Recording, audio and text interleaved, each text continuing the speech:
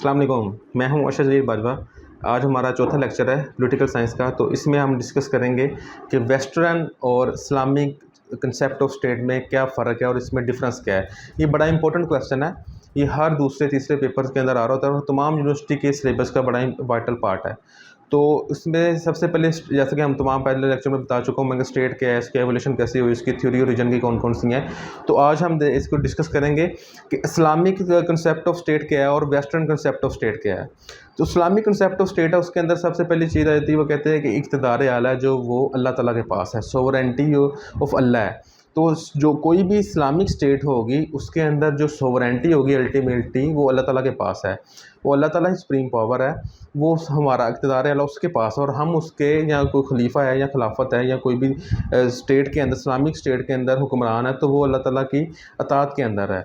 उसके बाद तमाम जो कोई भी अगर उस कंट्री के अंदर लॉ या कोई कानून बनाना है तो वो इस्लाम के या अल्लाह ताला की मर्ज़ी के बगैर कोई भी कानून हम इस्लामिक स्टेट के अंदर नहीं बना सकते। तो इस्लामिक स्टेट के अंदर इक़्तिदार आला जो अल्टीमेटली पावर, सुप्रीम पावर है, वो अल्लाह ताला की ज़ात है। जबकि वेस्टर्न कंसेप्ट को हम अगर डिस्कस करते हैं तो वेस्टर्न कंसेप्ट के अंदर ये है कि पीपल आर द सॉवरेन। वो कहते हैं कि इसमें वो खुदा का कंसेप्ट कोई भी नहीं लाते। वो कहते हैं कि जो ओवरऑल लोग हैं वो सुप्रीम है, वो इस उनके पास सुप्रीम पावर है, वो जो चाहे लॉ बना सकते हैं, जो चाहे लॉ ख़त्म कर सकते हैं। तो उनके मुताबिक अल्लाह ताला के उसमें स्टेट का कोई कंसेप्ट नहीं है, खुदा का कोई कंसेप्ट नहीं है। वो कहते हैं कि पीपल आर द सोवरेन। तो पीपल जो चाहे कानून बनाएं, जिसको मर्ज़ी इलेक्ट करें, जिसको मर्ज़ी सदा दें, तो अल्टीमेट सुप्रीम पावर है जो वो कहते हैं लोग हैं। लोग जिसको मर्ज़ी ला सकते हैं और जिसको मर्ज़ी उसको हुक्मरानी से उतार सकते हैं। तो ये जो सबसे मेन डिफरेंस वो ये इस्लामिक और वेस्टर्न कंसेप्ट ऑफ स्टेट में कि इक़्तिदार आला का, सोवरेंटी के जो इस्लामिक स्टेट में वो अल्लाह ताला के पास है, और जो वेस्टर्न कंसेप्ट में वो कहते हैं कि पीपल के पास है, लोगों के पास सोवरेंटी है।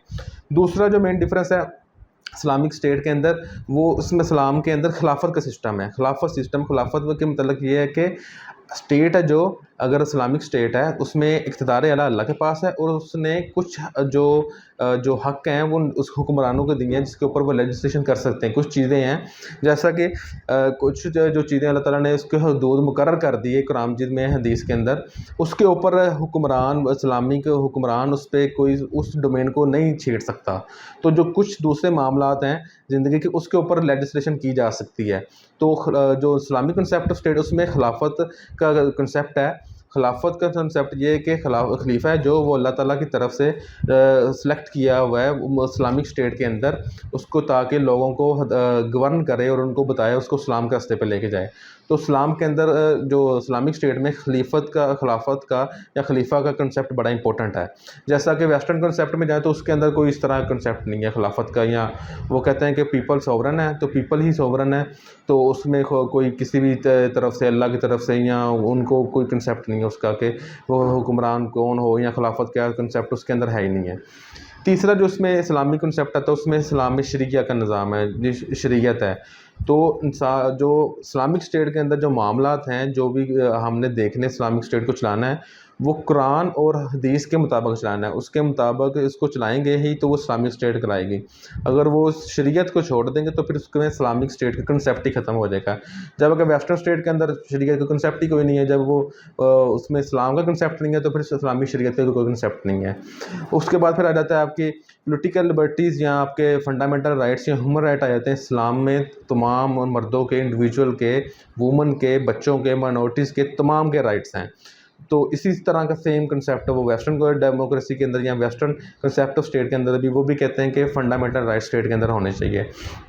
चौथा जो इस्लाम का जो उसमें इस्लामिक स्टेट का इम्पोर्टेंट जो पहलू है वो उसमें ये है, वो कहते हैं कि इस्लाम के अंदर मशावरत का निज़ाम है, कंसल्टेशन का निज़ाम है।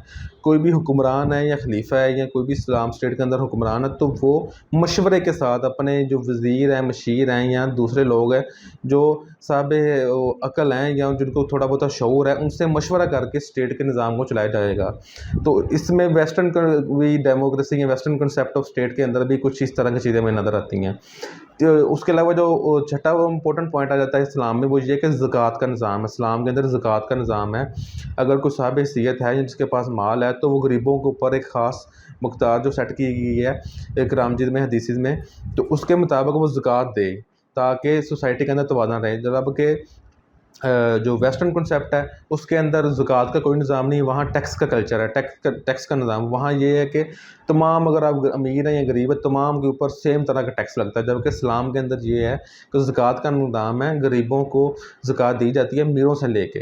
तो ये जो ओवरऑल जो इस्लामिक कॉन्सेप्ट ऑफ स्टेट है, इसकी ये प्लस पॉइंट है कि जो उसमें जिसकी वजह से ज़कात के निज़ाम से सोसाइटी के अंदर तवाज़ुन बरकरार रहता है।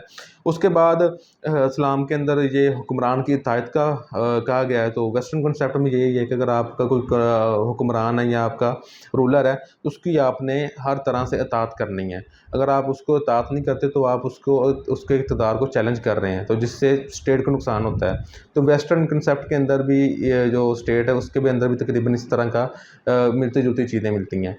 उसके बाद आपका आ जाता है इसके अंदर इक्वलिटी या मसावत आ जाती है। इस्लाम भी मसावत को प्रमोट करता है कि हर बंदों को आपस में बराबरी होनी चाहिए, किसी के साथ भी सबजुगेशन नहीं होनी चाहिए या किसी के हक तलाफ़ी नहीं होनी चाहिए। तो इस तरह का सेम कॉन्सेप्ट हमें वेस्टर्न कॉन्सेप्ट ऑफ स्टेट के अंदर भी मिलता है। और इसी तरह इस्लाम भी लिबर्टीज़ को करता है कि हर बंदे की आज़ादी है, उसके खाने की, उसके पीने की, काम करने की, रोज़गार की।